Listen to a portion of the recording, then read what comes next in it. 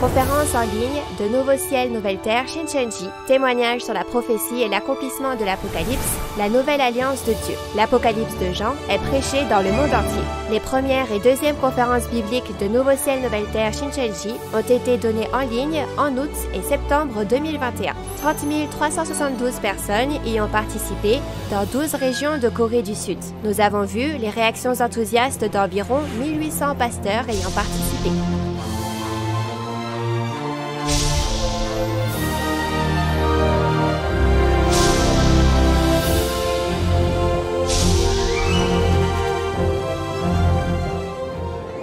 Et enfin, la parole de l'Apocalypse de Jean est ouverte pour la première fois en 2000 ans.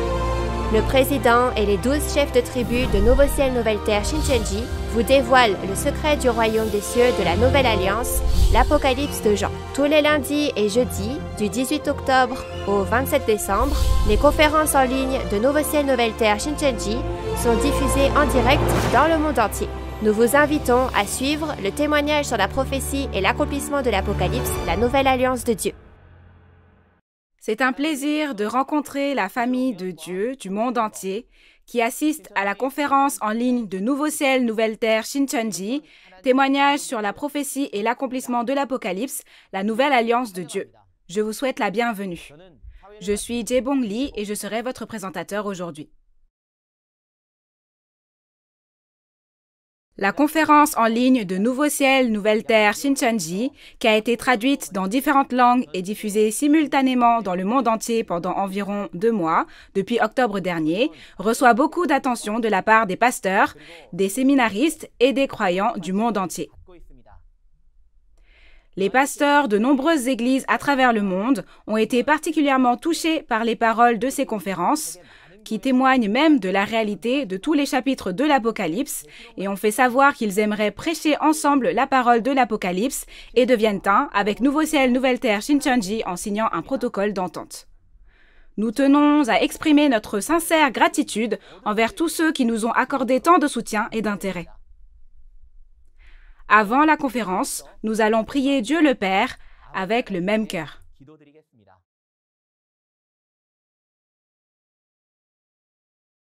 Dieu notre Père, très saint, envers qui nous sommes reconnaissants.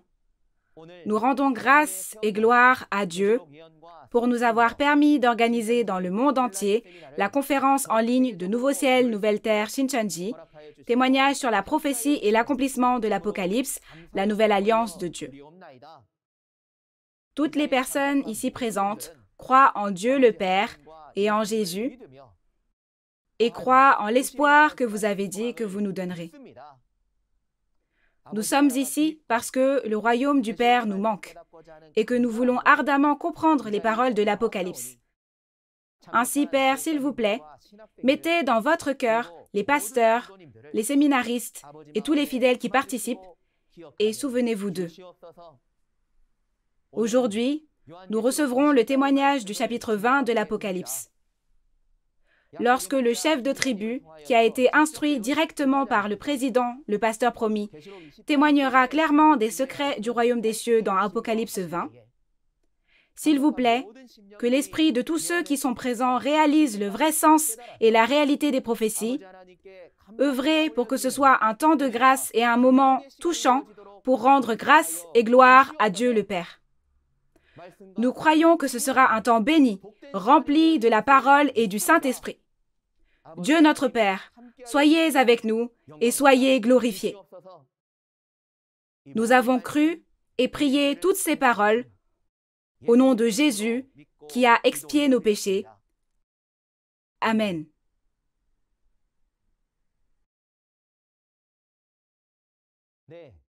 Nous tenons à vous informer que cette conférence en ligne se déroule dans le strict respect des règles de prévention sanitaire et de distanciation sociale.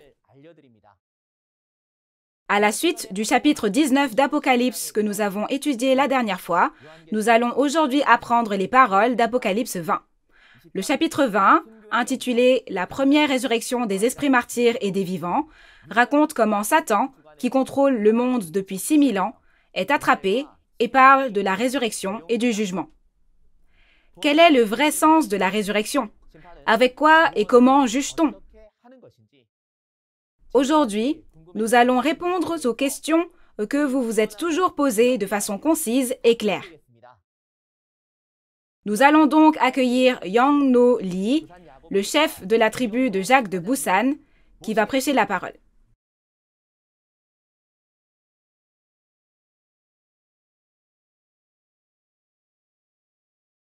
Bonjour, comment allez-vous?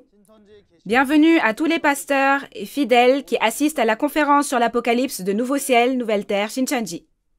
Je suis Yang No Lee, le chef de la tribu de Jacques de Busan, de Nouveau Ciel, Nouvelle Terre, Shincheonji, Église de Jésus, établie au nom de Jacques, disciple de Jésus et fils de Zébédée.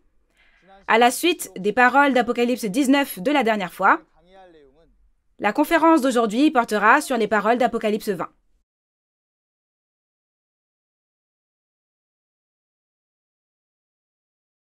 La conférence d'aujourd'hui s'intitule « La première résurrection des esprits martyrs et des vivants ».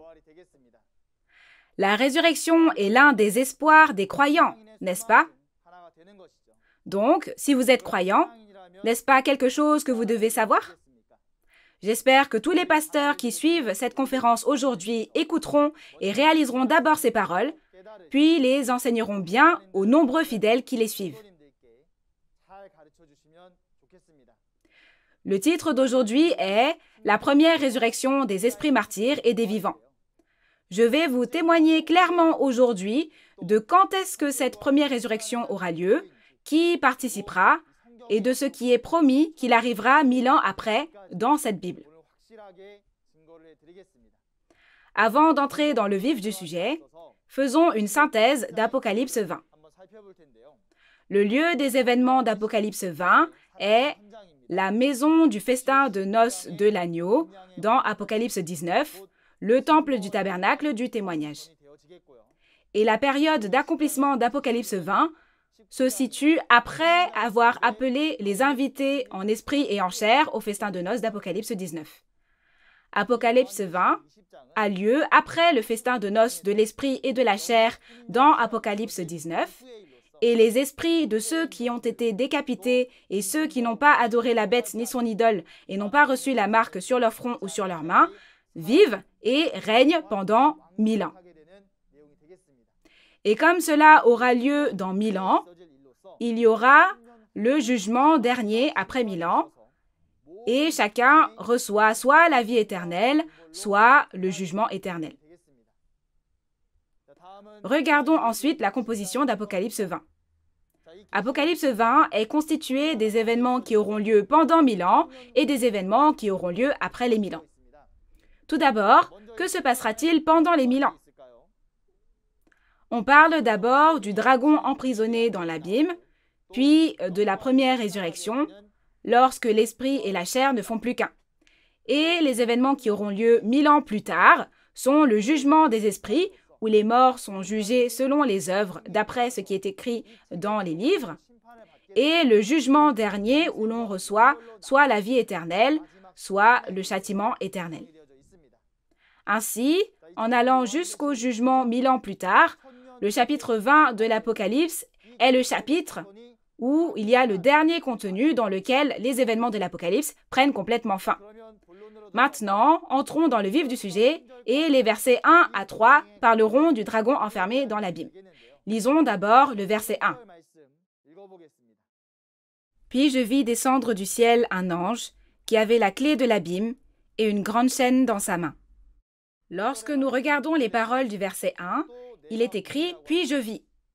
Cela veut dire qu'il y a une entité appelée « je » qui voit un ange descendre du ciel avec la clé de l'abîme et une grande chaîne, n'est-ce pas? Qui est ce « je » ?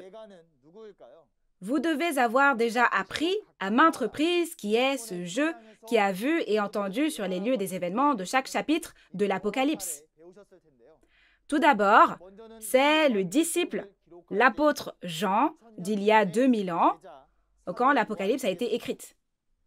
Le disciple Jean a écrit la prophétie qu'il a vue dans une vision, mais n'a pas vu la réalité de la prophétie s'accomplir, n'est-ce pas?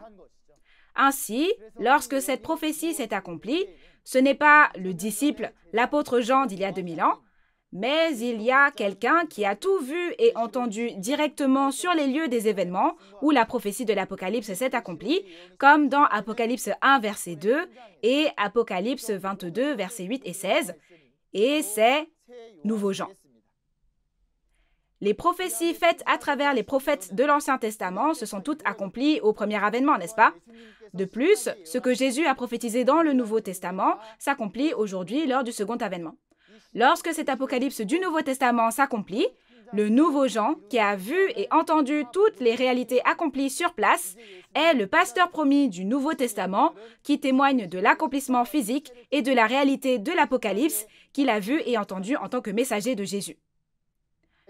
Parlons de la clé de l'abîme et de la chaîne que l'ange a apportée. Tout d'abord, regardons la clé de l'abîme. Si vous regardez le mot « abîme », en caractère chinois, cela signifie « gouffre sans fond ». Ainsi, cela fait référence à l'abîme, soit l'enfer. L'abîme et l'enfer font référence à l'endroit où se trouve Satan. Donc cette clé de l'abîme, avant de savoir cela, nous devons connaître la clé. Pour vous parler de la signification de la clé, il existe différentes expressions de la clé dans la Bible. La clé du royaume des cieux, la clé de la connaissance, la clé de David. Tout comme une clé est un outil pour ouvrir quelque chose, dans la Bible, les secrets du royaume des cieux sont cachés en paraboles. Donc, pour la clé du royaume des cieux, la sagesse pour percer les secrets cachés du royaume des cieux ne serait-elle pas la clé du royaume des cieux? À l'inverse, pour la clé de l'abîme, c'est la clé de l'enfer. C'est-à-dire que la sagesse qui consiste à connaître les secrets de Satan devient la clé de l'abîme. Avec cette clé de l'abîme, on peut attraper et emprisonner Satan ou le libérer. Dans Apocalypse 1, verset 18, le Fils de l'homme, Jésus, a la clé de la mort et du séjour des morts.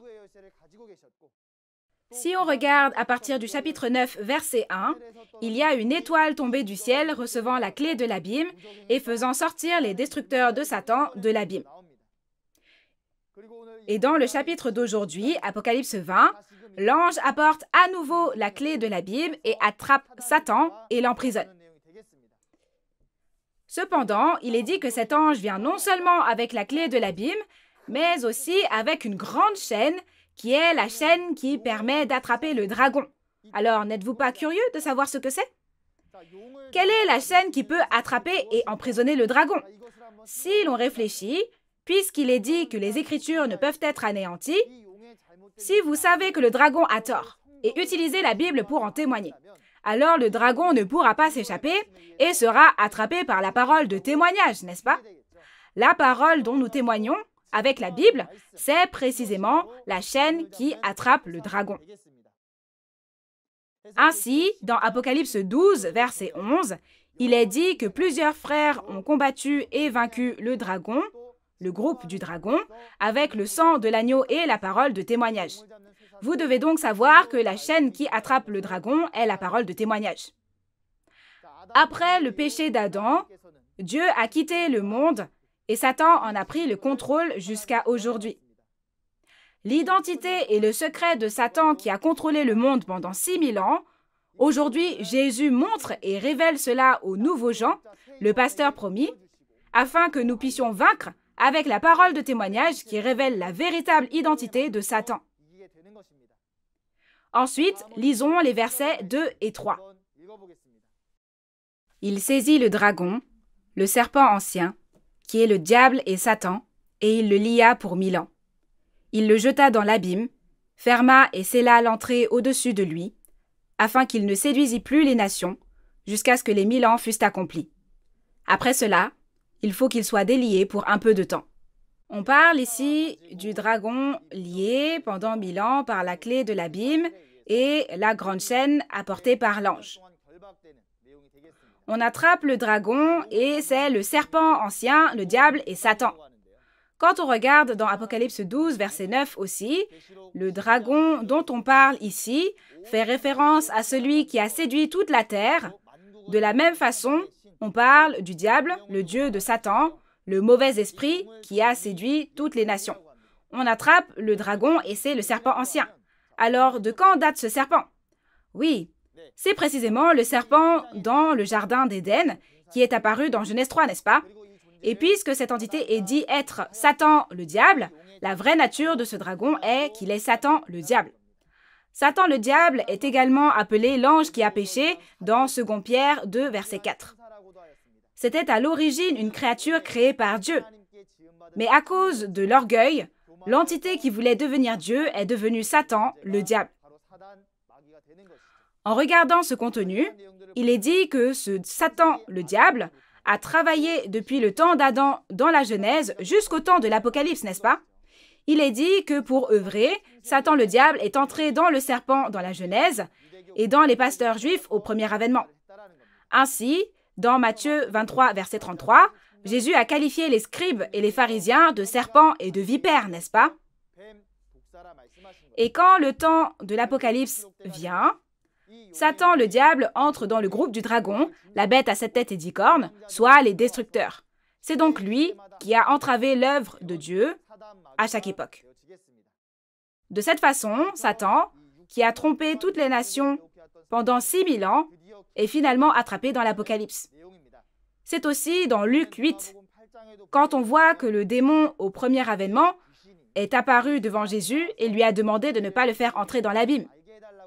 Donc cela signifie que Satan le diable n'est pas capturé au premier avènement, mais lors de l'accomplissement de l'Apocalypse, tout comme le montrent les paroles que nous apprenons aujourd'hui. Et dans la référence principale, il est dit que Satan le diable sera lié pendant 1000 ans, jeté dans l'abîme, enfermé, et que l'entrée sera scellée au-dessus de lui. Le sens de sceller est que c'est cacheté avec un sceau afin que personne ne puisse l'ouvrir, n'est-ce pas? De la même manière, le sens de jeter le dragon dans l'abîme, de l'enfermer et de sceller, revient à bloquer le dragon pour faire en sorte qu'il ne puisse plus sortir. Ainsi, le dragon, lié et scellé dans l'abîme, ne peut plus tromper les nations, mais il est dit qu'ensuite il sera libéré pour un peu de temps. Alors, après que 1000 ans se sont écoulés, depuis que le dragon a été emprisonné dans l'abîme, il ressortira et trompera.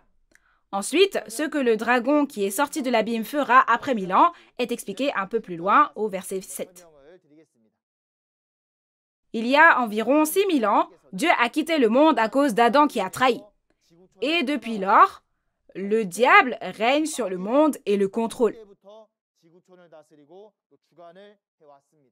Mais ce que nous devons savoir, c'est qu'aujourd'hui, au temps de l'accomplissement de l'Apocalypse, le vainqueur promis dans l'Apocalypse a combattu et vaincu le dragon avec le sang de l'agneau et la parole de témoignage. Et comme le dragon est capturé dans Apocalypse 20, toutes les guerres avec le dragon sont maintenant terminées. Et comme le dit Apocalypse 19, verset 6, c'est le début de l'ère du royaume des cieux de Dieu, où Dieu qui est la vie règne, et non le diable. Si nous réorganisons le contenu des versets 1 à 3, on parle de capturer le dragon, Satan, qui a trompé les nations, et de le jeter dans l'abîme, de l'y enfermer et d'en sceller l'entrée pendant 1000 ans, afin qu'il ne puisse plus en sortir. Ensuite, des versets 4 à 6 figurent le contenu de la première résurrection, au cours de laquelle l'esprit et la chair ne font qu'un. Lisons les versets 4 à 6 ensemble.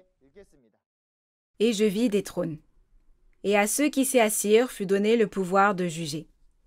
Et je vis les âmes de ceux qui avaient été décapités à cause du témoignage de Jésus, et à cause de la parole de Dieu, et de ceux qui n'avaient pas adoré la bête ni son image, et qui n'avaient pas reçu la marque sur leur front et sur leurs mains. Ils revinrent à la vie, et ils régnèrent avec Christ pendant 1000 ans. Les autres morts ne revinrent point à la vie jusqu'à ce que les 1000 ans fussent accomplis. C'est la première résurrection. Heureux et saints ceux qui ont part à la première résurrection. La seconde mort n'a point de pouvoir sur eux. Mais ils seront sacrificateurs de Dieu et de Christ, et ils régneront avec lui pendant 1000 ans. Premièrement, au verset 4, il y a ceux qui s'assoient sur des trônes et jugent. Qui sont-ils? Si nous regardons dans Matthieu 19, verset 28, Jésus, qui a reçu le pouvoir de juger de Dieu au premier avènement, a promis aux 12 apôtres: « Quand le Fils de l'homme, au renouvellement de toutes choses, sera assis sur le trône de sa gloire, vous qui m'avez suivi, vous serez de même assis sur 12 trônes et vous jugerez les 12 tribus d'Israël. Les trônes mentionnés ici sont les trônes des 12 tribus de la nouvelle Israël spirituelle, comme on le voit dans Apocalypse 7, qui est créé lorsque le monde est renouvelé, c'est-à-dire lors de l'accomplissement de l'Apocalypse. Et ceux qui sont assis sur ces trônes et jugent sont d'abord les 12 disciples de Jésus, qui sont esprits, et ceux qui sont avec eux, les 12 chefs de tribu de la nouvelle Israël spirituelle, qui est créée sur cette terre. Et ce sont tous ceux qui sont assis dans l'organisation du trône de Dieu, en chair et en esprit, comme on le voit dans Apocalypse 4. Il est dit qu'ils ont reçu l'autorité de juger, et cela vient de Dieu. Et quand ils jugeront avec les paroles écrites dans la Bible, comme dans Jean 12, 48. Ensuite, voici la partie vraiment importante du contenu d'aujourd'hui. Il s'agit précisément de la première résurrection. Qu'est-ce que la première résurrection et qui y prend part? Premièrement, au verset 4, il est dit que ce sont les esprits de ceux qui ont été décapités à cause du témoignage de Jésus et de la parole de Dieu. On dit que ce sont les esprits de ceux qui ont été décapités, ce sont donc les esprits martyrs. Dans Apocalypse 6, verset 9, ils sont appelés esprits de ceux qui avaient été immolés à cause de la parole de Dieu et à cause du témoignage qu'ils avaient rendu. Bien que leur chair soit morte martyre, il y a un temps où ils seront ressuscités. Dans 1 Thessaloniciens 4, versets 14 à 16, Dieu a promis qu'il ramènera par Jésus et avec lui ceux qui sont morts, ceux qui dorment en Jésus, ces esprits martyrs. Ce sont ceux dans Apocalypse 19 que l'on a vu la dernière fois, qui sont exprimés comme étant des oiseaux invités à la maison du festin de noces de l'agneau.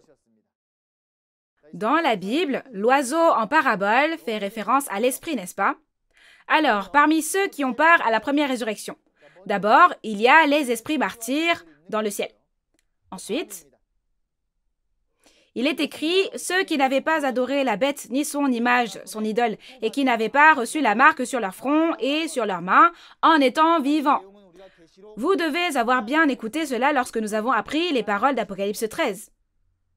On y parle des destructeurs comme des bêtes, entrant dans le temple du tabernacle de Dieu, établissant des idoles, les leur faisant adorer, leur donnant la marque du 666 et les foulant aux pieds pendant 42 mois.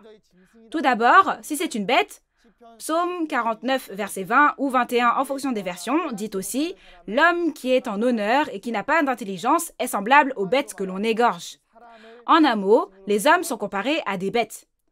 Cependant, la bête dans la référence principale ici parle des destructeurs qui ont dévoré le tabernacle du peuple élu qui a trahi dans Apocalypse 12 et Apocalypse 13, et cette organisation est l'organisation des 7 têtes qui sont sorties de la mer. Ce sont les 7 pasteurs du centre d'éducation des intendants qui ont dévoré le temple du tabernacle au chapitre 13. Viennent ensuite les idoles. Dans Habakkuk 2, verset 18, il est dit qu'un faux enseignant est une idole. Donc, le faux prophète, comme ce faux enseignant, est l'idole. La réalité des idoles mentionnées dans la référence principale ici est l'idole que les fidèles du tabernacle adoraient dans Apocalypse 13, versets 14 et 15, et la réalité en est les 17 évangélistes du temple du tabernacle, n'est-ce pas? Ensuite, il y a la marque de la bête, et cette marque était la marque du 666. Et la réalité du 666 est la bête qui est montée de la terre, comme on le voit dans Apocalypse 13, verset 11, et son pseudonyme est Monsieur le Serpent. De plus, l'expression 666 se référait à la fausse vérité de Satan. Au final, ce sont les entités de Satan qui ont détruit le temple du tabernacle au temps de l'Apocalypse, et ce sont les points que nous avons vérifiés, un par un, lorsque nous avons reçu le témoignage d'Apocalypse 13. Alors, on parle de ceux qui n'ont pas adoré la bête ni son image, son idole, et n'ont pas reçu la marque, et qui sont vivants. Qui sont ceux qui sont vivants? Ce que nous appelons la mort, peut-être la mort physique ou la mort spirituelle.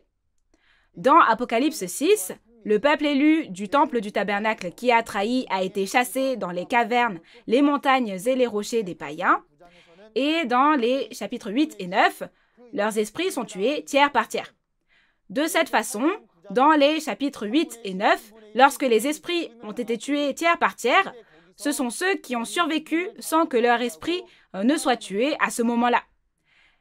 Ces personnes deviennent ceux qui vainquent la bête, son idole et le nombre de son nom dans le tabernacle du ciel dans Apocalypse 12 et 13, et ils sont les vainqueurs qui sont sortis pour venir au temple du tabernacle du témoignage dans Apocalypse 15. Si on regarde aussi dans Apocalypse 14 et 7, ce sont ceux qui ont été moissonnés et scellés après la trahison et la destruction, soit les 12 tribus de la nouvelle Israël spirituelle.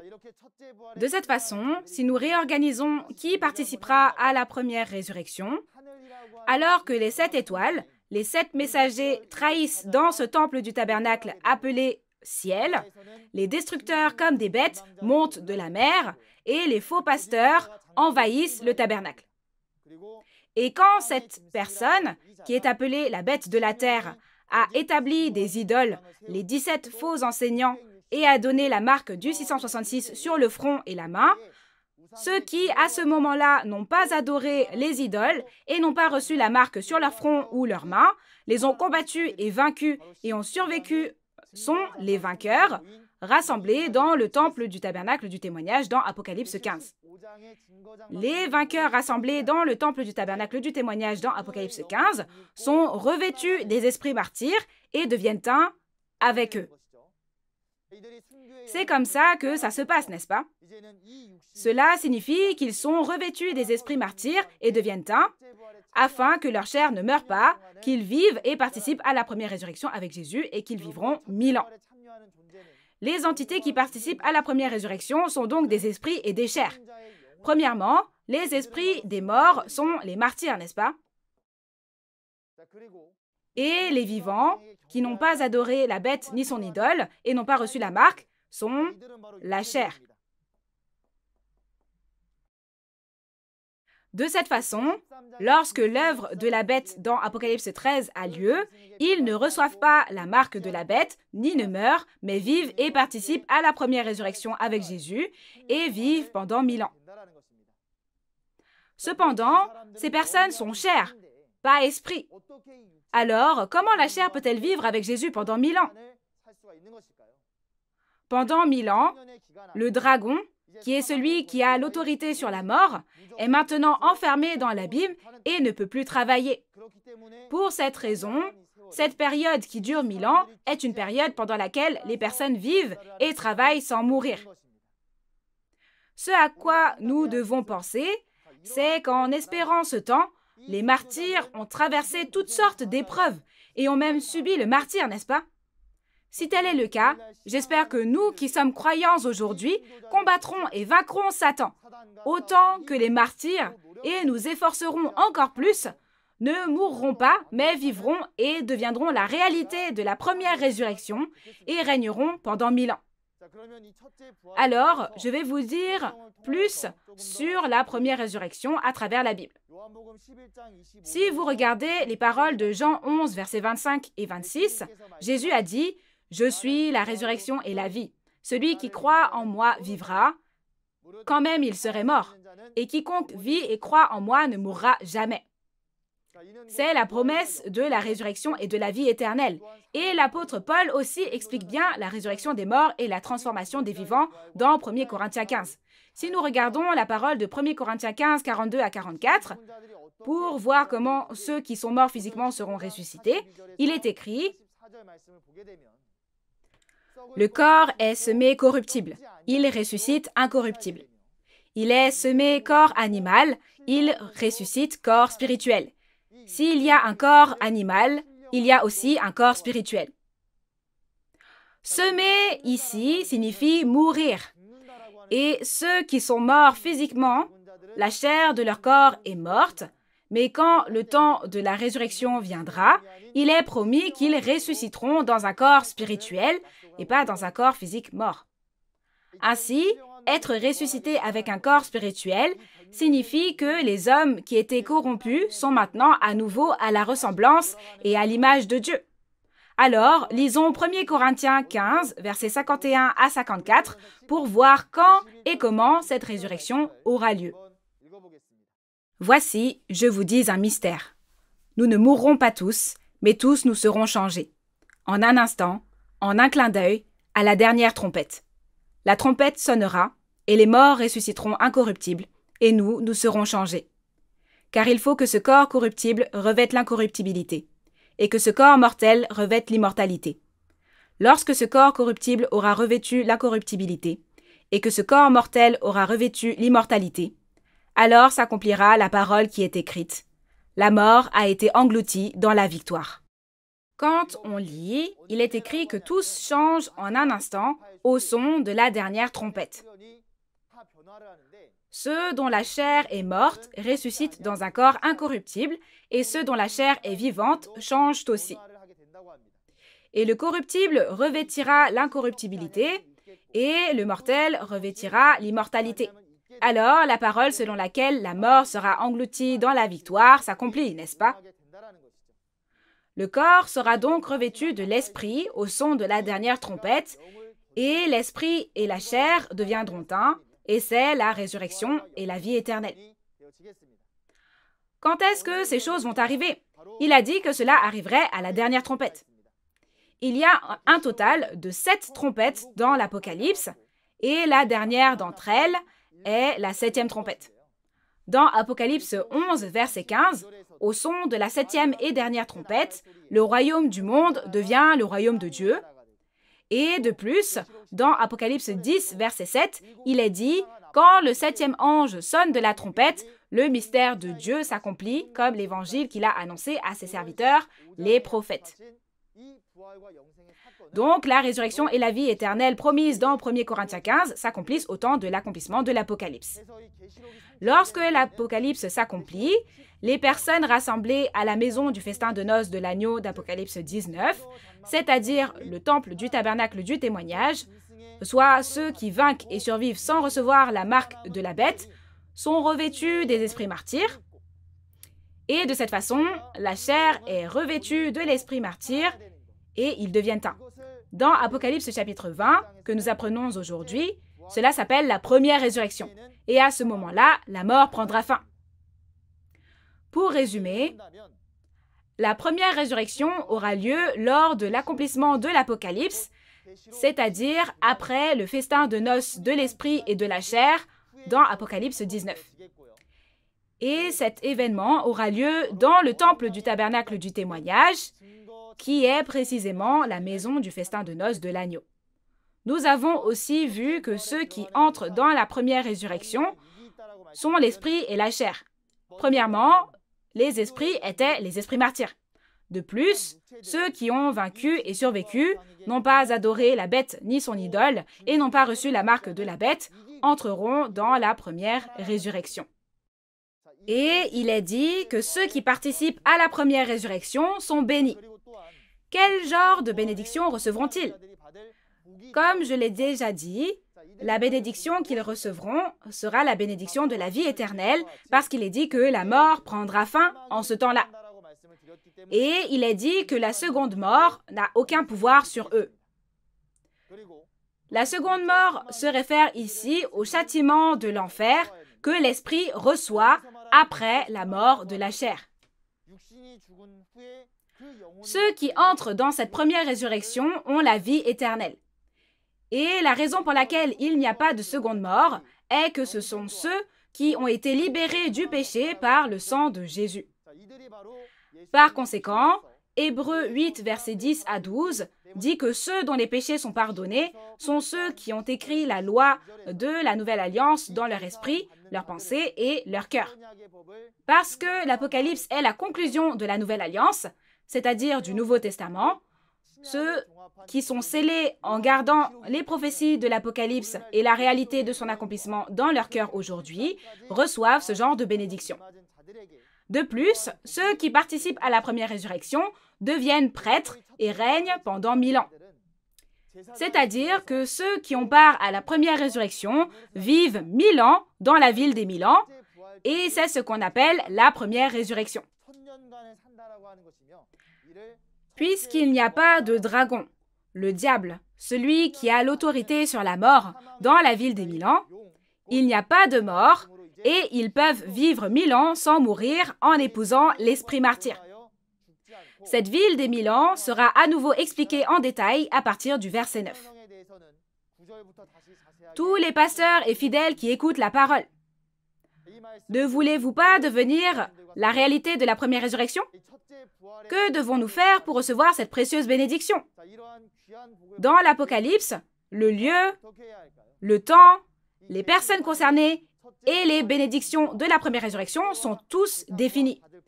Alors, j'espère que les paroles de l'Apocalypse, la loi de la Nouvelle Alliance, seront gravées dans nos esprits, nos pensées et nos cœurs, afin que chacun devienne la réalité de cette première résurrection. Il y a ceux qui prennent part à la première résurrection, qui recevront la bénédiction de la vie éternelle et qui règnent ainsi pendant 1000 ans. Mais à l'inverse, il y a le reste des morts, autres que les esprits martyrs, qui ne participent pas à cette première résurrection. Après 1000 ans, ils seront jugés devant le trône de Dieu et recevront soit la vie éternelle, soit le châtiment éternel. Cela vous sera expliqué au verset 12. Ensuite, nous allons voir les versets 7 à 15. Ce dragon est emprisonné, puis, comme il est libéré, il trompera Gog et Magog, et les esprits seront jugés devant le trône du jugement de Dieu, et c'est le jugement dernier qui accorde soit la vie éternelle, soit le châtiment éternel. Tout d'abord, lisons seulement les versets 7 à 10. Quand les 1000 ans seront accomplis, Satan sera relâché de sa prison, et il sortira pour séduire les nations qui sont aux quatre coins de la terre, Gog et Magog, afin de les rassembler pour la guerre. Leur nombre est comme le sable de la mer. Et ils montèrent sur la surface de la terre, et ils investirent le camp des saints et la ville bien-aimée. Mais un feu descendit du ciel et les dévora. Et le diable qui les séduisait fut jeté dans l'étang de feu et de soufre, où sont la bête et le faux prophète. Et ils seront tourmentés jour et nuit, au siècle des siècles. Il est dit que ce dragon, Satan, sortira lorsque les 1000 ans seront terminés. Tout d'abord, regardons ce qu'est la période des 1000 ans. Si vous regardez ce que vous avez appris des paroles du chapitre 20 aujourd'hui, la période de l'enfermement de ce Satan dans l'abîme était de 1000 ans. Et la période de règne de ceux qui prennent part à la première résurrection était de 1000 ans. En d'autres termes, c'est une période pendant laquelle Satan, qui a été au contrôle du monde pendant 6000 ans, est capturé et emprisonné, et toutes les nations trompées sont guéries avec les paroles de l'Ancien et du Nouveau Testament. Ce sera aussi la période pendant laquelle ceux qui prennent part à la première résurrection régneront comme des rois. Lorsque les 1000 ans seront ainsi terminés, Satan sera à nouveau libéré de sa prison. Quand on regarde ce que fait ce Satan en sortant de sa prison, il est dit qu'il trompe Gog et Magog. Qui sont Gog et Magog qui se font ainsi tromper?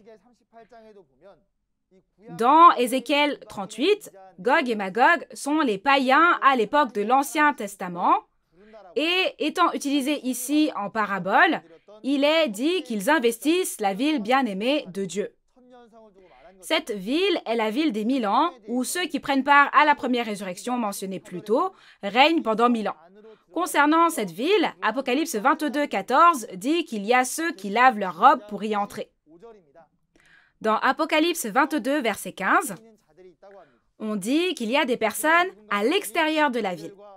Lorsque l'on regarde qui ils sont, ce sont les chiens, les enchanteurs, les impudiques, les meurtriers, les idolâtres et les menteurs. De cette façon, ceux en dehors de la ville sont Gog et Magog mentionnés dans la référence principale. On dit qu'ils sont hors de la ville Donc, ce sont des chairs qui n'appartiennent pas à Dieu. On parle des personnes en dehors de la ville des 1000 ans. C'est Satan rassemblant ceux en dehors de la ville, comme Gog et Magog, et attaquant la ville des 1000 ans de Dieu. Dans la référence principale ici, la ville bien-aimée fait référence à la ville des 1000 ans. C'est la ville de ceux qui prennent part à la première résurrection. Alors, où donc est la ville des 1000 ans? N'êtes-vous pas curieux à ce sujet aussi? Le royaume de Dieu est créé lorsque Dieu vient au temps de l'accomplissement de l'Apocalypse et le royaume du monde spirituel vient également sur cette terre. Ainsi, la ville des 1000 ans est aussi quelque chose qui existe sur cette terre. Tout comme il y a la ville de Séoul et la ville de Busan en Corée du Sud, la ville des 1000 ans aussi se trouve sur cette terre et à l'extérieur de la ville des 1000 ans vivent les personnes du monde.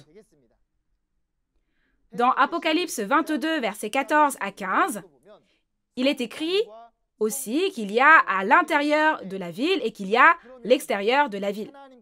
Alors Dieu est à l'intérieur de la ville et à l'extérieur de la ville, ce sont Gog et Magog, n'est-ce pas? Où est Dieu dans tout ça? Il est dit que Dieu et la ville sainte, la nouvelle Jérusalem, viendront au nouveau ciel et à la nouvelle terre. Il est donc dit qu'ils ne feront qu'un avec le peuple des 12 tribus de nouveau ciel, nouvelle terre, Shincheonji, qui est le nouveau ciel et la nouvelle terre. Et la raison pour laquelle cette ville sainte dans le ciel est devenue une avec les fidèles sur cette terre est parce qu'ils se sont mariés dans Apocalypse 19. Tout comme les oiseaux viennent aussi à ce mariage, et les chairs, c'est-à-dire les personnes aussi, c'est le lieu où l'esprit et la chair sont rassemblés. Ceux qui sont rassemblés ici appartiennent à Dieu, n'est-ce pas? Dans cette ville des 1000 ans, qui est comme un lieu de repos, Dieu, Jésus, les anges et les esprits martyrs viennent aussi et sont avec nous. Et dans la ville des 1000 ans, les esprits martyrs et ceux qui sont restés en vie peuvent régner pendant 1000 ans. Comme je vous l'ai déjà dit, dans la ville des 1000 ans, il n'y a pas de dragon, le diable, soit celui qui a l'autorité sur la mort. Cela signifie donc que vous n'y mourrez pas et que vous vivrez pendant 1000 ans. Mais quand 1000 ans seront passés, ce Satan sera libéré et séduira qui? Il trompera Gog et Magog à l'extérieur de la ville et investira la ville des 1000 ans, n'est-ce pas? Investir la ville bien-aimée ici signifie l'investir pour s'opposer aux fidèles dans la ville des 1000 ans. Après 1000 ans, Gog et Magog, qui ont été trompés par Satan, assiègent le camp des saints et la ville bien-aimée. Mais à ce moment-là, il est écrit que le feu descendra du ciel et les consumera tous. Par conséquent, la chair comme Gog et Magog qui a été trompée par le diable, c'est-à-dire tous ceux en dehors de la ville, seront jugés par le feu de cette façon. Non seulement cela, mais ce diable qui a trompé est aussi jeté dans l'étang de feu et de soufre, où se trouvent la bête et le faux prophète, et il sera tourmenté au siècle des siècles. Dans Apocalypse 20, verset 14, l'endroit appelé l'étang de feu et de soufre, où le diable entre, est décrit comme la seconde mort. Nous avions vu que la seconde mort est le châtiment de l'enfer que l'esprit reçoit après la mort de la chair. Ainsi, il est dit qu'après les 1000 ans, Gog et Magog qui sont hors de la ville seront également jugés, ainsi que le diable qui les a trompés. Alors, qu'arrivera-t-il aux habitants de la ville des 1000 ans? Ceux qui sont dans la ville des 1000 ans ne seront pas trompés par Satan ni détruits.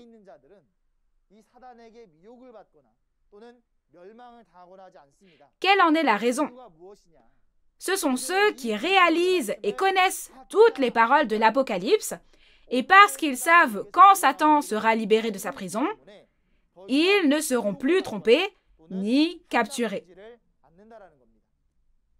De cette façon, Après les 1000 ans, le dragon qui avait été capturé est relâché de sa prison et fait à nouveau les actions du dragon, n'est-ce pas? Il trompe Gog et Magog qui sont à l'extérieur de la ville et va faire la guerre contre les fidèles de la ville des 1000 ans. Cependant, en raison du jugement de Dieu, le feu descendra du ciel et Gog et Magog qui ont été trompés, ainsi que le diable qui les a trompés, tous seront jugés. Ainsi, le diable et Gog et Magog sont sortis après 1000 ans et ont commencé la guerre, mais ils sont jugés par la destruction de leur chair par le feu. Ce qui suit est le contenu des versets 11 à 15. Maintenant, même le diable a été jugé et a disparu, et après que les chairs de Gog et Magog sont toutes jugées, meurent et disparaissent, il y a le jugement des esprits. Nous devons savoir que le jugement dans ce chapitre est différent du jugement de la chair, comme dans Apocalypse 6 et 16 et Apocalypse 18, où le peuple élu qui a trahi et les destructeurs ont été jugés. Lisons les versets 11 à 15. Puis je vis un grand trône blanc et celui qui était assis dessus. La terre et le ciel s'enfuirent devant sa face, et il ne fut plus trouvé de place pour eux. Et je vis les morts, les grands et les petits, qui se tenaient devant le trône. Des livres furent ouverts. Et un autre livre fut ouvert, celui qui est le livre de vie.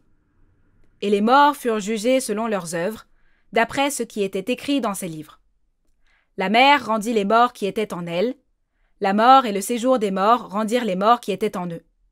Et chacun fut jugé selon ses œuvres. Et la mort et le séjour des morts furent jetés dans l'étang de feu. C'est la seconde mort, l'étang de feu. Quiconque ne fut pas trouvé écrit dans le livre de vie fut jeté dans l'étang de feu.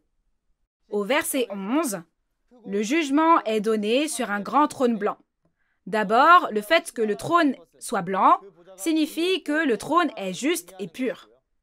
Il y a quelqu'un qui est assis sur le trône blanc pour juger, et c'est Dieu. Ainsi, les morts, les grands et les petits, devant le trône de Dieu, furent jugés selon leurs œuvres, d'après ce qui était écrit dans les livres et dans le livre de vie. Les morts qui sont jugés ici sont les esprits de tous ceux qui sont morts dans la chair depuis la création du monde. Et il est dit qu'il y a des livres qui sont ouverts pour juger ces morts. Comme dans Daniel 7, verset 10, les livres qui sont ouverts lorsque le jugement est rendu, cela signifie que le jugement sera rendu sur la base des 66 livres de la Bible, la loi du royaume des cieux, la parole de Dieu.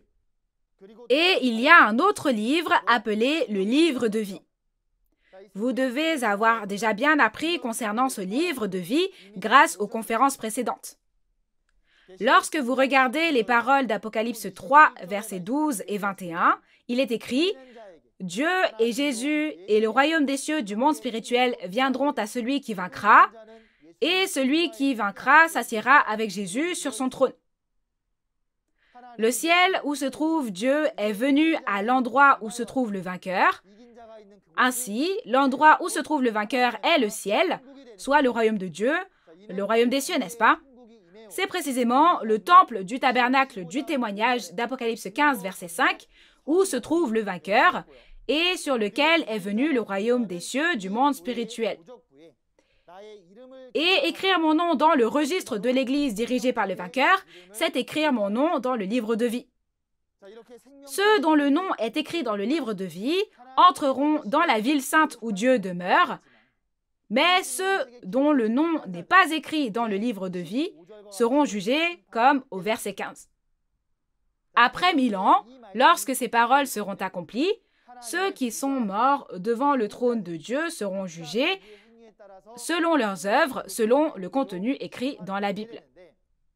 Dans Romains 14, versets 11 et 12, il est dit « Tout genou fléchira devant moi, et toute langue donnera gloire à Dieu.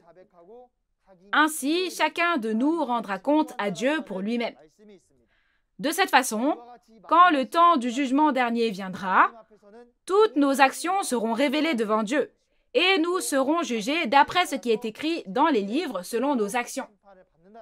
Comme dans Jean 5, verset 29, « Ceux qui auront fait le bien ressusciteront pour la vie, mais ceux qui auront fait le mal ressusciteront pour le jugement. » Or, tous ces esprits sont jugés et recevront soit la vie éternelle, soit le châtiment éternel. Au temps du jugement, il est dit que tous les morts, petits et grands, viendront devant le trône de Dieu. Parmi eux, il est dit que la mer rendit les morts qui étaient en elle, la mort et le séjour des morts rendirent les morts qui étaient en eux. Tout d'abord, qui sont les morts dans la mer? Dans Daniel 7, versets 3 et 17, puisque la mort est dite être le monde, c'est rendre les morts dans le monde comme la mer, et les morts de la mort et du séjour des morts. Quand on regarde dans Hébreux 2, verset 14, cela signifie que même les morts qui appartiennent à ce Satan, qui a l'autorité sur la mort, seront rendus. De cette façon, le jugement qui aura lieu après 1000 ans sera le jugement que recevra l'esprit dont la chair est morte. Et la mort et le séjour des morts furent aussi jetés dans l'étang de feu, qui est la seconde mort. La raison pour laquelle l'étang de feu est appelé la seconde mort est que c'est le châtiment de l'enfer où l'esprit est puni après la mort de la chair. On dit que non seulement les livres, mais aussi le livre de vie ont été ouverts lors de ce jugement dernier. Tous ceux dont le nom n'est pas écrit dans le livre de vie iront dans l'étang de feu, appelé la seconde mort. Ainsi, après 1000 ans, il y a le jugement dernier de Dieu, et Gog et Magog, en dehors de cette ville des 1000 ans, seront consumés par le feu, et Satan sera jeté dans l'étang de feu et de soufre, et les morts seront jugés avec ces paroles de la Bible et avec le livre de vie selon leurs œuvres, et même la mort et le séjour des morts seront jetés dans l'étang de feu. Si cela se produit, Satan et la mort disparaîtront, alors ne restera que la vie éternelle. Aujourd'hui, nous avons vu le chapitre 20 de l'Apocalypse, depuis le fait d'attraper le dragon et de la première résurrection, qui sont des événements qui ont lieu pendant les 1000 ans, jusqu'au jour du jugement qui aura lieu après les 1000 ans. Chers auditeurs, l'Apocalypse était caché comme un secret que personne ne connaissait avant d'être accompli. Mais quand elle s'accomplit, la réalité apparaît, donc personne ne peut mentir. Ainsi, si vous ajoutez ou retranchez à l'Apocalypse, vous ne pouvez pas aller au royaume des cieux. Mais si vous réalisez cet Apocalypse et y croyez, vous pouvez aller au royaume des cieux. Tout d'abord, j'espère que les pasteurs de toutes les églises entendront et réaliseront ces paroles et les enseigneront bien aux fidèles. Je vais résumer le contenu de la référence principale d'aujourd'hui et donner une conclusion. Aujourd'hui, lorsque l'Apocalypse est accompli, le dragon qui a l'autorité sur la mort et qui a trompé toutes les nations pendant 6000 ans est capturé et emprisonné dans l'abîme et scellé pour 1000 ans, de sorte que le diable ne peut plus tromper. Et maintenant, l'ère du royaume des cieux de Dieu, où Dieu qui est la vie règne, commence. Dans le chapitre 20 de l'Apocalypse que nous avons appris aujourd'hui, dans le monde des 1000 ans, il y avait l'intérieur et l'extérieur de la ville. Et il y avait ceux qui sont entrés dans la première résurrection. Ceux qui prennent part à la première résurrection étaient les esprits martyrs. Et, en tant que chair, ce sont ceux qui ne recevront pas la marque de la bête, les chairs qui appartiennent à Dieu, soit les 12 tribus qui ont reçu le sceau de Dieu. Ils deviennent un et vivent pendant 1000 ans, n'est-ce pas? Et après les 1000 ans, le jugement de Gog et Magog et des esprits de ceux dont la chair est morte aura lieu. Cette ville des 1000 ans sera le royaume des prêtres qui prennent part à la première résurrection et régnera sur le monde pendant 1000 ans. L'espérance de la foi, c'est le royaume des cieux et la vie éternelle. Cependant, ce royaume des cieux et la vie éternelle ne sont pas simplement obtenus comme ça. Mais tout comme les paroles que nous avons apprises aujourd'hui, nous croyons que ceux qui réalisent, croient et tiennent cette promesse écrite dans la Bible, la gardent et la mettent en pratique, comme ceux qui prennent part à la première résurrection, sont ceux qui obtiendront le royaume des cieux et la vie éternelle. Aujourd'hui, nous avons vu les paroles d'Apocalypse 20. La prophétie de l'Apocalypse, la nouvelle alliance de Dieu et son accomplissement sont témoignés au monde entier aujourd'hui à travers le pasteur promis de Nouveau Ciel, Nouvelle Terre, Shincheonji, qui a vu et entendu tous les chapitres de l'Apocalypse et les 12 chefs de tribu de Nouveau Ciel, Nouvelle Terre, Shincheonji. Jusqu'à présent, de nombreux pasteurs du monde entier ont demandé à signer un protocole d'entente avec Nouveau Ciel, Nouvelle Terre, Shincheonji pour apprendre cette parole plus en détail. Si nous réalisons et croyons aux paroles de cet apocalypse qui se sont accomplies aujourd'hui, nous deviendrons un en Dieu. Tous les pasteurs qui ont assisté aux conférences. Maintenant, j'espère que nous pourrons devenir un en notre Dieu, en Jésus et dans la parole, transcendant les frontières nationales, les ethnies et les religions. La parole d'aujourd'hui est terminée et nous allons clamer avec force encore aujourd'hui. Nous sommes un. We are one. Merci beaucoup d'avoir écouté jusqu'à la fin. Nous allons prier un instant et nous aurons terminé. Dieu notre Père, le Créateur, envers qui nous sommes reconnaissants.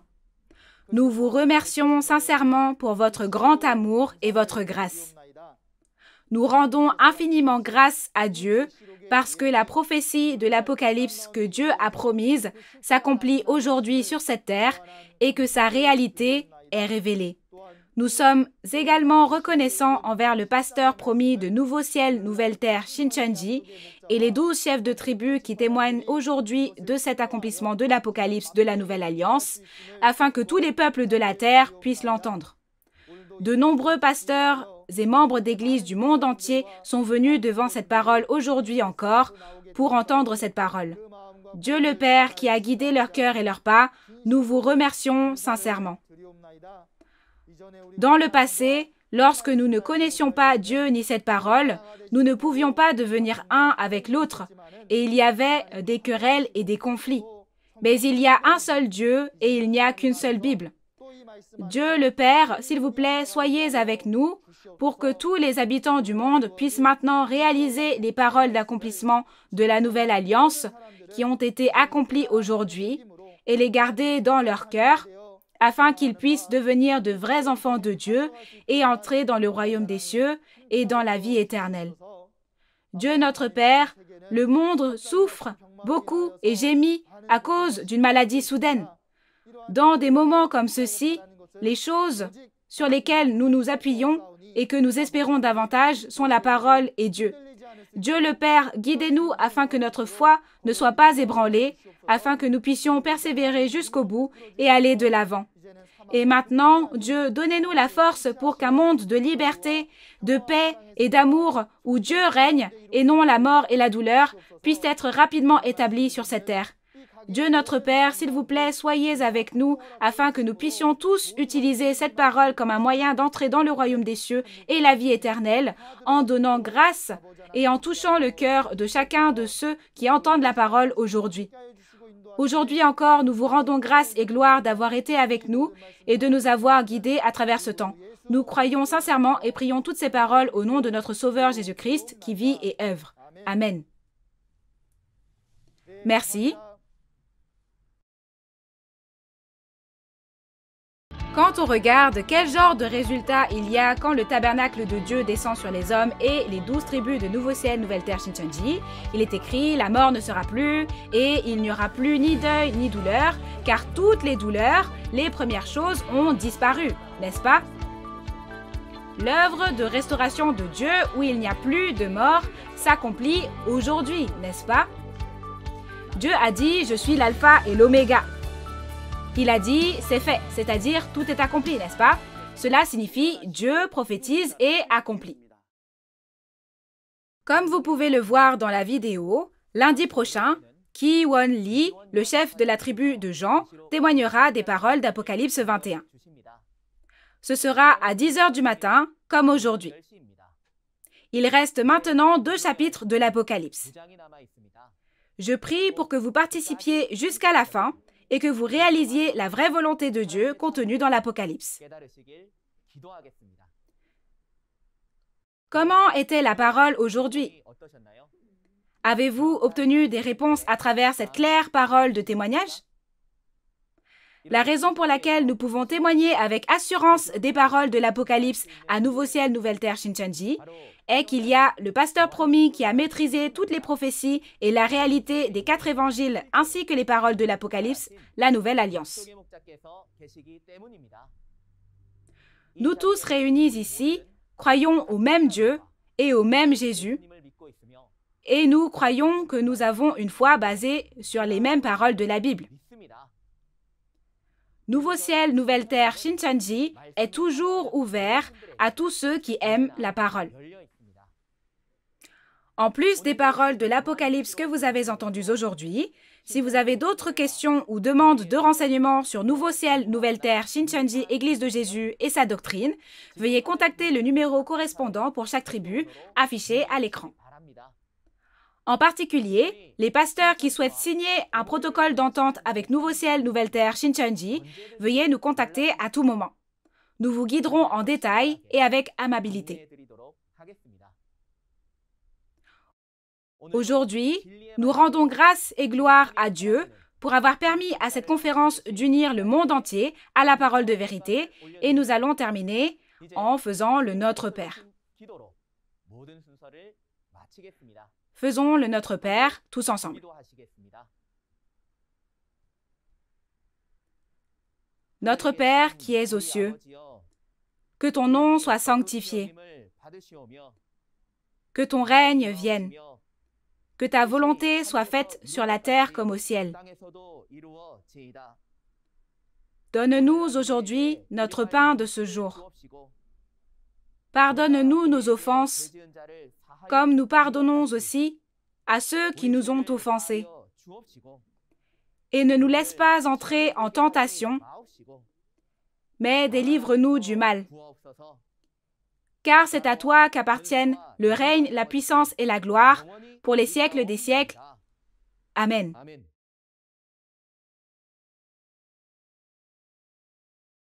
Ceci conclut la conférence en ligne de Nouveau Ciel, Nouvelle Terre, Shincheonji, témoignage sur la prophétie et l'accomplissement de l'Apocalypse, la nouvelle alliance de Dieu. Nous remercions sincèrement tous ceux qui ont rendu cet événement possible en étant avec nous.